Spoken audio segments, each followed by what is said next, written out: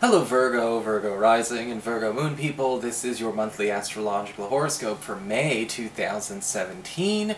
And a quick reminder for all you Virgo people out there, remember that these are just the sweeping seasonal shifts that are going on throughout the month of May, and if you are interested in more week-to-week, day-by-day kind of angles, you should definitely check out the weekly astrology and card horoscopes that I do every week. The first half is devoted exclusively to astrology, so even if you only like astrology and astrology only, there's something for you there. And of course, if you ever want to get a session with me, you can always follow the links below, or go to integrativemysticism.com. So what is going on with May? May honestly is probably one of the easiest months we've seen all year. Actually, hands down, I think it is the easiest month we've seen all year.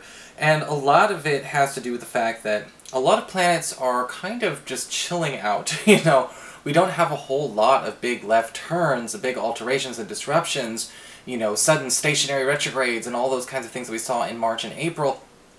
And it's making for a real nice calm, kind of getting our bearings straight.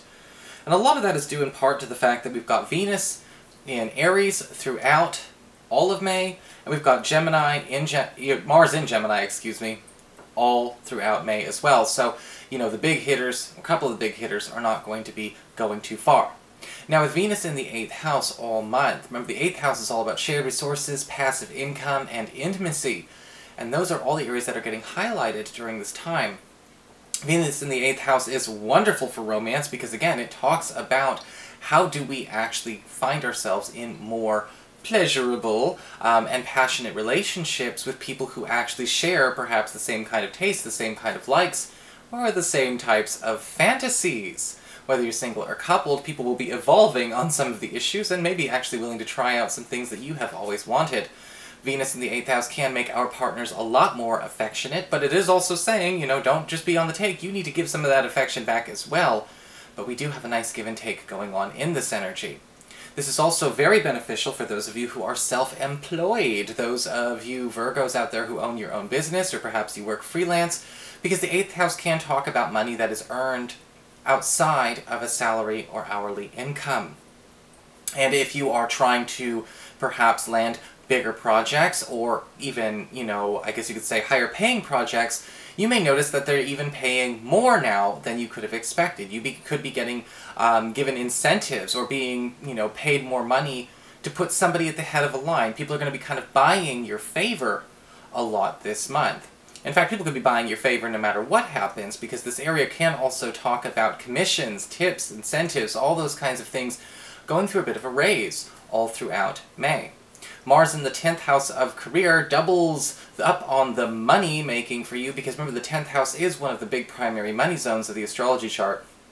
And whenever Mars is in a money zone, it's talking about overtime opportunities and competitive advantages for you. And this is happening in an area where, guess what, promotional opportunities may come suddenly out of nowhere. You may even find that jobs you are applying for, you have a competitive advantage with, and at the same time, you are, you know, actually going to be able to maybe even compete for a higher position or negotiate a higher position mid-interview for those of you who are job hunters, because that is how this tends to play out. Mars says that a lot of work situations are going to be all about self-promotion, and how do you compete to promote yourself when everyone is watching.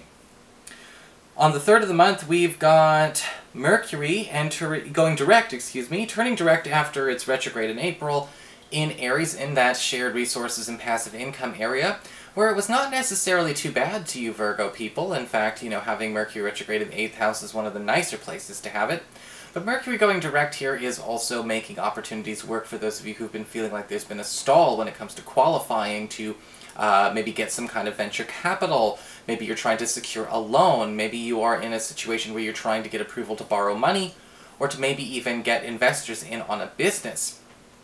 This is where that extra help is starting to finally come in. And between the 3rd and the 15th of the month, if you're also in a situation where you're trying to negotiate money that you share, whether it's money that you share with a business partner, a romantic partner, a housemate, we're renegotiating how financial responsibilities actually play out between the two of you, this is the time where we start to get something more fair and square nailed down. Mercury is also an excellent planet to have in this area of your chart if you are expecting to try and speed along anything that involves getting you closer to either promoting, building, enhancing, or even just starting, again, your own personal affairs, your own personal enterprise.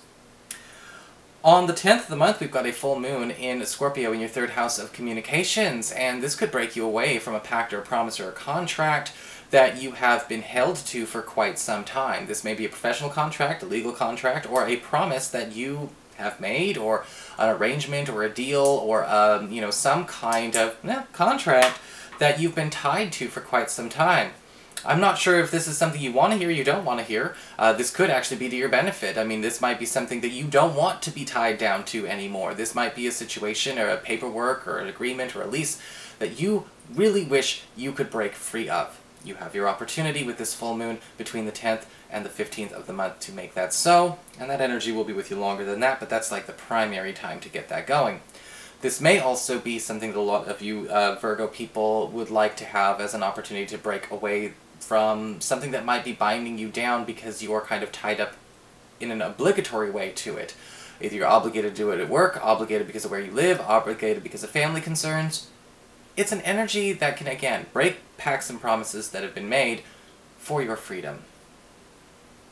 On the 15th of the month, we've got Mercury moving into Taurus, into your 9th house of travel, higher education, government and legal proceedings, as well as multicultural exposure and personal expansion. And with Mercury in your 9th house, a lot of you Virgo people may be finding opportunities for yourself to take a trip. Alright? From between the 15th of the month and the 31st of the month, a lot of you may actually find yourself having everything put in order for the perfect holiday, taking time off. Travel opportunities are actually going to be much more likely during this time, invitations or incentivized travel opportunities or stuff for work even. One of the things about Mercury in the 9th house, though, that you have to pay attention to is that it is going to come very quickly. These are not things that you can just put on the table, put off the table.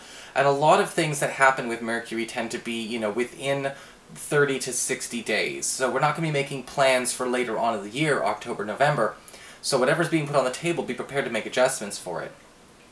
We also see with Mercury in this area, if we need to speed up anything that we've been dealing with, again, government and legal proceedings, they may be a lawsuit or a settlement that's taking way too long to be figured out, or even assessed or taken care of.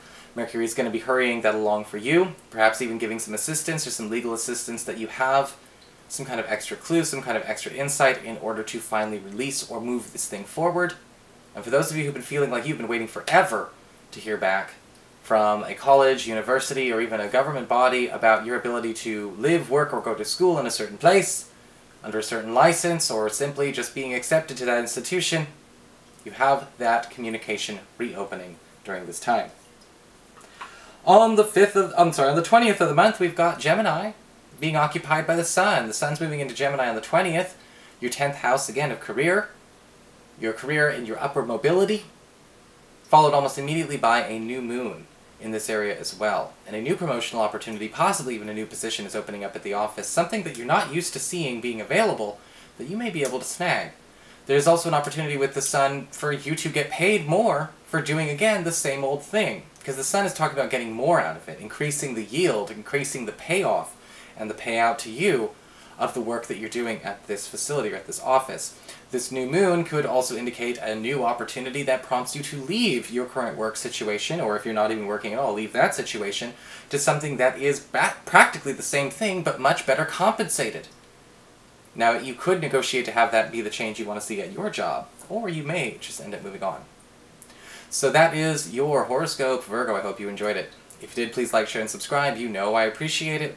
And of course, if you ever want to get a session, you can always follow the links below, or go to integrativemysticism.com.